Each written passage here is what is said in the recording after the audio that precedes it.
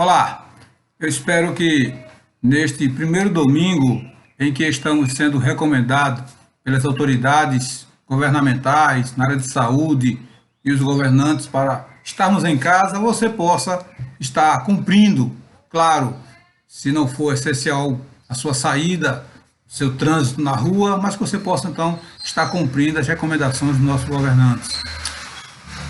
E se você está em casa, aproveite para estar um pouco mais com a sua família, para poder estar num contato social que às vezes nos esquecemos de tanto diante de tanto corre-corre. Eu queria trazer hoje uma palavra para nossos corações, porque a Bíblia Sagrada sempre vai ter orientação para nossas vidas. Ela nos dá orientações para o nosso dia a dia, inclusive para como nos comportar diante de notícias trágicas, notícias tristes. É claro que as notícias não podem ser só tristes, afinal de contas, o bebê que tinha para nascer ontem e aqueles que iam nascer hoje, nasceram e irão nascer. Claro que aqueles que completaram aniversário ontem, completaram aniversário, os que irão completar hoje, também o hão de completar. Provavelmente sem tantas festas ou tanta possibilidade de estar com os amigos e familiares, mas você recebeu mais um ano de vida. A Bíblia Sagrada nos ensina através de situações difíceis. Havia um rei em Israel chamado Ezequias. O rei Ezequias ele foi rei durante 29 anos. Durante 29 anos de sua vida, ele reinou sobre o povo de Israel, sobre o reino do sul. Mas, durante o seu reinado, ele buscou ser temente a Deus, falar com Deus, adorar o Senhor. Ele tinha um profeta naquela época chamado Isaías. O profeta Isaías era o mensageiro de Deus, que sempre estava anunciando ao povo e ao rei a vontade do Senhor. Quando estava no 14º ano do seu reinado, o rei Ezequias, a cidade estava cercada pelo exército da Assíria, pelos assírios. O rei Ezequias ficou doente. Isaías foi falar com ele. E a notícia que Isaías foi dar a ele não foi uma notícia agradável. A notícia não foi a notícia de cura. Assim diz a Santa Palavra de Deus, no segundo livro dos Reis, capítulo 20, verso 1 e 2. Naqueles dias, Ezequias adoeceu de uma enfermidade mortal. Veio ter com ele o profeta Isaías, filho de Amós. Isaías lhe disse: assim diz o Senhor, põe em ordem a tua casa, porque morrerás e não viverás. Aí ele já estava doente e recebe uma palavra, não é uma palavra boa, é uma confirmação vinda de Deus para o rei, pelo profeta Isaías, de que ele morreria. A atitude de Ezequias nos ensina muito, porque o verso 2 vai dizer o que é que Ezequias fez diante daquela notícia. Segundo Reis, capítulo 20, verso 2. Então, virou o rei o rosto para a parede e orou ao Senhor. A palavra não vai dizer que a atitude de Ezequias foi de reclamar, murmurar, questionar. A palavra diz, a Bíblia Sagrada diz que Ezequias virou o rosto para a parede. Ele estava em sua cama, deitado, doente, recebeu a informação de que iria morrer, com certeza, porque foi Deus que disse. Ele vira-se para a parede, dando a ideia de isolamento, tristeza, angústia. E ele vai orar a Deus.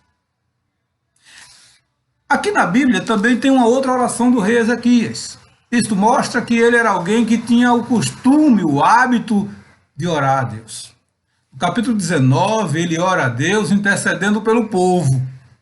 Ele estava cercado pelo exército dos assírios e ora a Deus para que Deus os livre, para que o povo seja livre daquele cerco. Agora, Ezequias volta-se para a parede e intercede por ele. Veja a oração que ele fez. No verso 3. Diz o rei Ezequias: lembra-te, Senhor, peço-te, de que andei diante de ti e com fidelidade, com inteireza de coração, e fiz o que era certo, o que era reto aos teus olhos. E Ezequias chorou muito. O que eu aprendo aqui com essa situação de morte, de doença mortal e da atitude do rei Ezequias, iniciando no capítulo 19, quando ele vê a sua cidade, o seu povo cercado pelo exército dos assírios, e quando ele para tudo para orar e falar com Deus, é que nós devemos interceder pelos outros. Por quem você orou hoje? Quando você acordou, por quem você lembrou de pedir a Deus? Por algum parente enfermo, por algum amigo distante, pela família que de repente você não está assim tão próximo? O rei Ezequias intercedeu pelo povo, intercedeu pela nação, pediu que Deus os livrasse. E agora, ao receber uma notícia trágica de que ele iria morrer, ele para em sua cama, no seu leito, vira-se para a parede e ali só intercede por ele mesmo. A oração dele é curta, é breve, mas é cheia de significado. Observe que em nenhum momento ele questiona o amor de Deus. Em nenhum momento ele questiona por que estar doente ou por que aquilo está acontecendo. Ele vai dizer a Deus, como que? Dizendo: tem misericórdia de mim. Lembra-te, Senhor, eu te peço, lembra-te de que eu andei diante de ti com fidelidade. Eu busquei ser fiel à tua vontade, fazer aquilo que tu queres, alegrar o teu coração. E ele continua dizendo: eu andei contigo com inteireza de coração, coração dedicado a ti, e que eu busquei ser fiel a ti. Eu fiz o que era certo e correto aos teus olhos. Ezequias encerra a oração chorando. Um choro de tristeza, de amargura, um choro, quem sabe, de arrependimento por coisas que poderia ter melhorado durante a sua vida, diante daquela fatídica notícia de que iria morrer. Ezequias aqui também nos diz que ele acredita nas palavras do profeta. Como precisamos acreditar naquilo que a palavra de Deus nos diz? Naquilo que os pregadores da palavra de Deus nos diz? Como precisamos encarar com seriedade aquilo que a palavra do Senhor nos ensina e aquilo que ouvimos da Santa Palavra de Deus?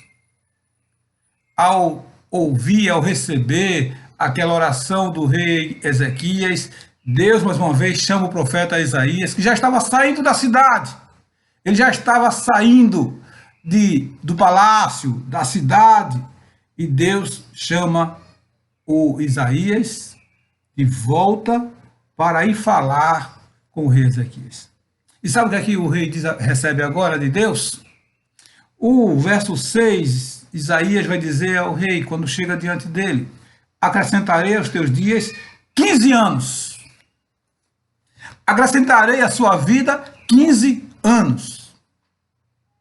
Você não vai morrer agora.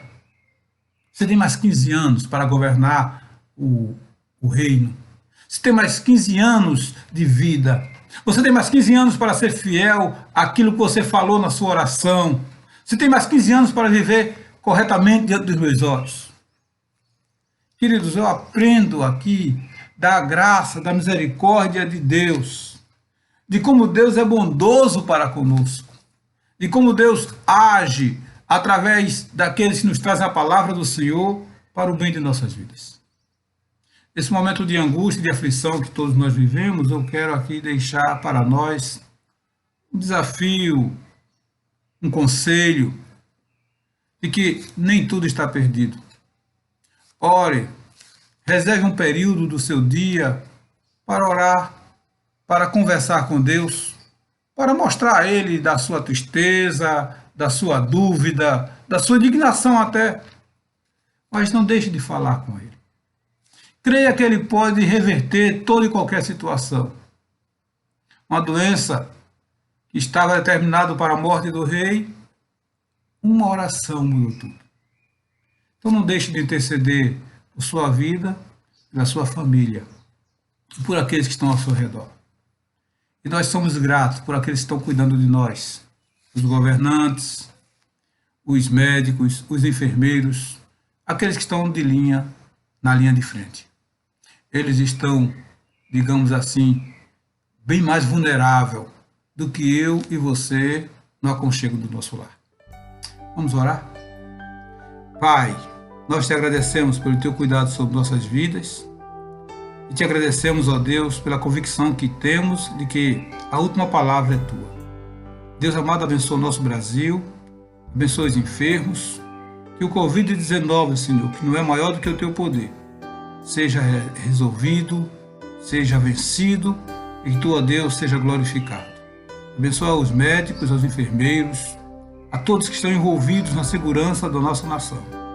Que tu cuide de cada um, livrando-os do mal, a nós e aos nossos familiares, em nome de Jesus. Amém. Seja você abençoado juntamente com todos os seus, em nome de Jesus.